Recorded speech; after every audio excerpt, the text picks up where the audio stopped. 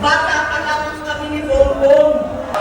Alam niya ng buong pamilya ang problema sa kanya. Sa totoo lang, mababasa naman ng lahat ang mga testimonya ng aking ama patungkol sa kanyang galit at gawain. Noon, dahil may tatay pa kami, hindi ko pa siya responsibilidad. Noong tumatanda, ay mas naging nakakabahala. Batid ko na nagagad siya!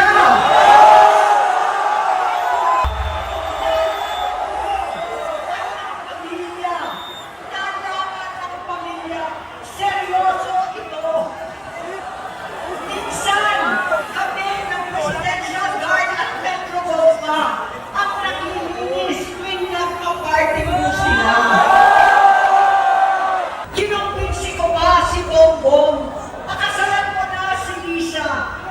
Naisip ko noon, kapag nag-asawa siya, malalagay na sa tahimik at magkakaroon ng direksyon.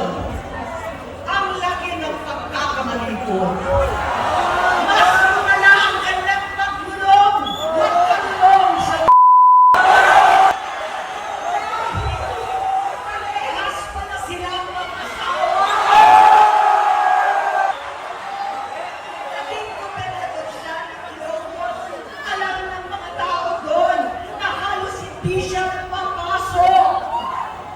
Tuwing kukumprontahin ko siya, ay nagsasabi siya magbabago na siya, aalisin na niya ang bisyo. Hanggang sa may nagsumbong na naman sa akin na sa paggising pa lang sa umaga, kasabay ng almusal,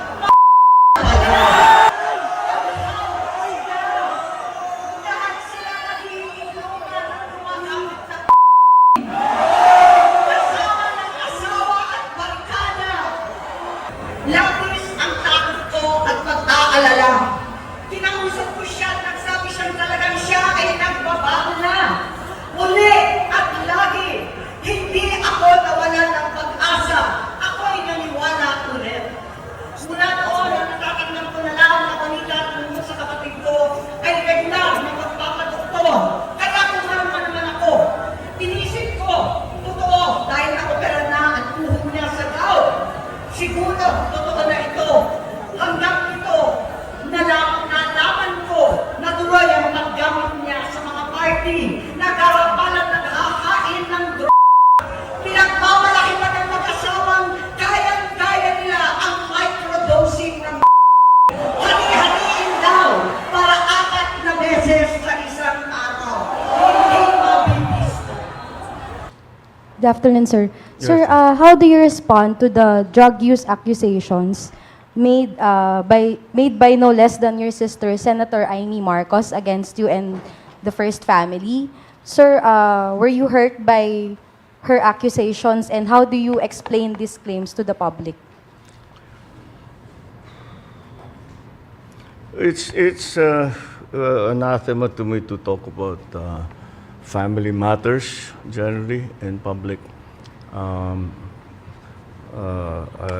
do not like to.